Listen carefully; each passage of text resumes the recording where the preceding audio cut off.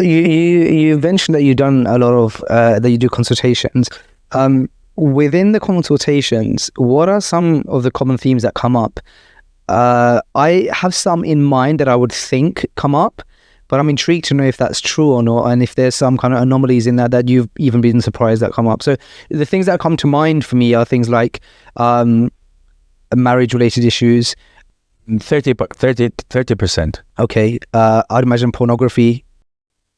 5 to 10%. Okay, I would imagine riba. Would it 5 to 10%. Okay, so that leaves 60%. OCD. Really? Oh, waswas is killing the people. Really? Shaitan, and this is why I have a huge beef with shaitan, because people go to psychiatrists and they spend thousands of dollars, session after session, and tell me about your childhood. And they listen. Okay, our thumbs is up. We need 10 more sessions to get this ongoing, with the pipe in his mouth, and you've got to pay his amount ahead of time. Very descriptive. Yeah. So the guys keep on going and going. Then okay, tell me about your abuse when you were young and child. And you talk, and there's not benefit. Okay, take Prozac, take this, take. With the grace of Allah, they come to me, and I said, and I interrupt them. I don't let them vent. Sheikh, I have this. I know. I'd like to continue. So no, you come to me to find a solution, not to vent. I know your problem. Why are you repeating it? Listen to me for 9 minutes, and then you can have the floor. And I pride myself, with the grace of Allah, that 30 minutes is enough. If you come to me, I feel insulted. And with the grace of Allah, 90 to 95% don't come back. And I get emails saying, Jazakallah khair, totally fixed. I have no problems. Some people come to me after 6-7 months saying, Sheikh, totally different. You know, the waswas I had with purity, it's all gone. I have another waswas with divorce, with kufr, and I know exactly how shaitan works. So I have never studied psychology in my life. I don't have knowledge in it, but I know how shaitan works. So I can speak to people with the experience that Allah have graced me with, and I can tell from the first 60 seconds, what's your problem? So what are the common types of OCD that you get most? Purity, kufr, you mentioned? Purity, repeating words in salat, thinking that you've committed an act of kufr, saying the shahada 50 times a day, thinking everything is impure around you, and some of them, for example, this is like 10-15%, thinking that every word you say is divorce. And I have like 20% of those who come to me thinking that the marriage is invalid. So I was engaged in this kind of relationship before marriage. No sex, nothing. I knew someone. I was with a guy and we were chatting on the phone, and he said, marry yourself to me. And I said, I give you myself in marriage. And we laughed about it, and he accepted. So are we married? Because I married 10 years ago, later, and I have 6 kids. And now I'm getting these thoughts that my marriage is invalid and my children are born out of wedlock. She's crying, she's weeping. Someone coming to me saying, Sheikh, I said to my wife, Lulu. And I thought that maybe Lulu in Zimbabwe means I divorce you. So now I can't think of myself. And they're crying to me. So, with the grace of Allah. Okay, so Sheikh, I know people who also had many questions about OCD and stuff, and earlier I mentioned Sheikh Muhammad Tim, and he deals with a lot of, he kind of like focuses on ruqya and stuff like that. You said 30 minutes and they don't come back, so I'm intrigued. You've dangled the carrot. If somebody comes to you and says they have an issue with purity, thinking, have I made wudu the correct way, and so on and so forth, from a general point of view, because obviously you're dealing with people directly, and so you get a bit more context, what are the kind of things that you're talking about and explaining to help? Is it like ruqya and then some practical steps? No ruqya at all. Okay, so what are the, so it says more practical. See, I'm an eye opener. Sure. So I just ask the person. He says, I spent half an hour doing wudu. Okay. So, okay, mashallah, good. You're very clean. How much water do you use? So, gallons. So, good. Very good. How much water did the Prophet ﷺ use? He said, 1 mud. approximately 0.7 liter, a small bottle of water. I said, good. Are you more righteous and knowledgeable than him? I said, no. So, what are you doing? Because I said, no, don't justify. Tell me, do you know more than him? I said, no. Then, I said, I'm wrong. What are you going to do? So this is how we take it step by step. Him confessing, convinced that he's doing wrong, and that he's obeying shaitan. End of story. It's interesting because it's, you say you haven't studied psychology and stuff, but actually the method that you're using there is very similar to what somebody who has studied it would use, which is to kind of like ask the questions for the person to come to their own conclusion. As I said, I have no idea what they do, but I know that with experience, with trial and errors, and with the grace of Allah, of course, above all, people do see where they're going wrong. And the moment you manage to tell a patient about their illness, this is half of the cure. Mm-hmm. The other half is in your hands. And within most of counseling sessions, by the way, finish by 15, 17 minutes. The guy says, done. I said, okay, you have 13 minutes to go. I said, Jazakallah khair, nothing to add. I said, are we good? I said, yeah, perfect. So this time is free. You're not going to get a refund. Yeah. I said, no, I don't want any. Yani, alhamdulillah, astonishingly, a lot of the brothers come after a while and say, Sheikh, I'm sponsoring 10 sessions for the sake of Allah. I benefited a lot. SubhanAllah. Here's the money. Okay, this is good for the down payment of my boat. Keep up the good work. Okay, so you said a big part of it is OCD as well. Correct. What other things are kind of common that come up? So we got marriage, OCD. Has that kind of the big ones? Yeah, marriage, divorce issues. Did the divorce take place or not? Especially from the subcontinent, the 3 divorce issue. Yeah. The Hanafis say it's done. So people come to me. Sheikh, my husband was enraged and said, talak, talak, talak. Immediately, any Hanafi scholar said, you're done, you need halala. You have to get married again to another man and then live with him and then get divorced in order to go back to your first husband. And this is not the real fatwa that is applicable. You can't just destroy people's marriages just like that. So they come to me. People have problems with hurmat al-musahara, which is also another thing famously widely spread in the subcontinent and not found anywhere else. If a man is thinking sexually about his daughter-in-law or touches her inappropriately, the marriage is dissolved. Who said this? What is this? This is ridiculous even.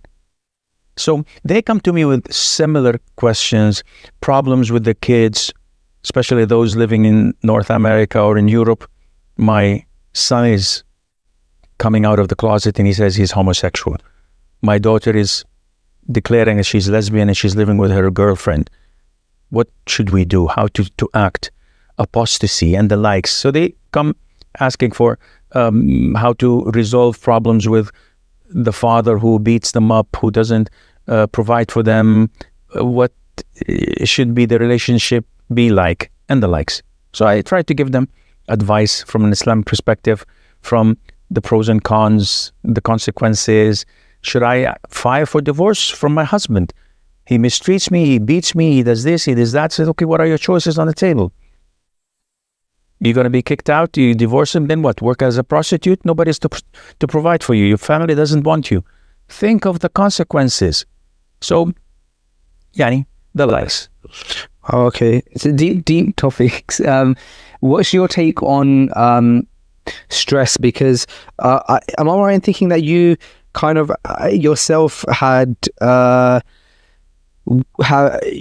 worked your own personality to improve at managing stress?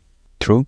So kind of, I guess, like, what's that journey like, and how can one improve managing stress? Because I heard this quote about stress, which I think is so true, and it said that stress, it first makes a person ugly and then it kills them. When you're stressed, Whether it's because jealousy, because of someone bullying you, because of the fear of the future and what it may hold, because a job you lost, because of debts you have to pay off, because of rent, because of a nagging wife, because of a disobedient child. If you have trust in Allah, if you know what is the meaning of the name Al-Wakil, when we say Hasbunallah wa ni'mal wakil, what does Al-Wakil mean? When you trust Allah, depend on Him, and totally rely on Him, you live a stressless life because everything is in hands. So why are you worried? When Ibrahim, peace be upon him, was destined to be executed by being thrown in the inferno, in this huge fire that they built for him, he just said, Hasbunallah wa ni'mal wakeel. Allah will suffice us, and He is the one we trust and rely upon. Boom, end of story. You're going to be fried and cooked and grilled. No problem. Allah is my protector. So when you have this concept, there's no stress in life. Life goes up and down. And whenever the night is the darkest, dawn is close by. So trust Allah. You have no stress at all. Sometimes it feels hard, more difficult to implement than it feels a bit more difficult to implement, right? But what you're saying, I think, is still obviously you have no choice. Yeah. Again, you lost your son. May Allah protect all of your children. You lost your son. What are you going to do? Bang your head against the wall? You're going to break the wall, but your son is still going to be dead. So why the stress? It's gone. Allah Azza wa Jal preordained it. Be content and move on, and you will find that Allah will fill your heart with peace and tranquility. Jazakallah khair, Sheikh. We got a couple of minutes left, so I'm going to shoot you a few words, and I want you to respond with a word. Or it could be a few words if you can't respond in a word, but the point is there's very, very short. I'm going to give you 10 words, inshallah, okay? Or a couple words. Social media. Double-edged blade. Marriage. Blessing. Music. Beautiful but haram. Debt. Burden during the night and humility during the day. Overthinking. OCD. Raising children. A challenge that you need Allah's help, and without it, you're lost. Coffee. Tea. You prefer tea? No. It's just a word. Hey, I don't have any preference of it. Do you drink coffee? I drink coffee, but only to help my heart, not that I love it. Oh, okay. Only when I travel out of the kingdom is that I go for cappuccino. I used to, because I'm a Salafi.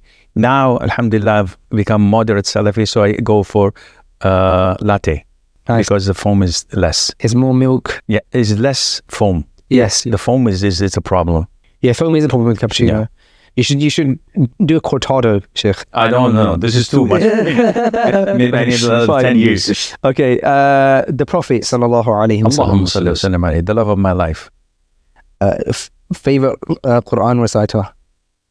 I love them all. Minshawi, because I don't have a cassette or a CD. Cassette, I know you're too young for cassettes. No, I remember cassettes. Okay, alhamdulillah. I don't have something that I play on. We have, alhamdulillah, Allah graced us with the channel of Quran, 24/7. So I just listen to it to the radio. Minshawi would be the best. But if I were to listen to something that I would be moved by, I go with Sheikh Tawfiq Al-Sayr. It's interesting because you seem to have this common thread in this conversation where I don't know whether you would class yourself as it or not, but you seem to be a minimalist.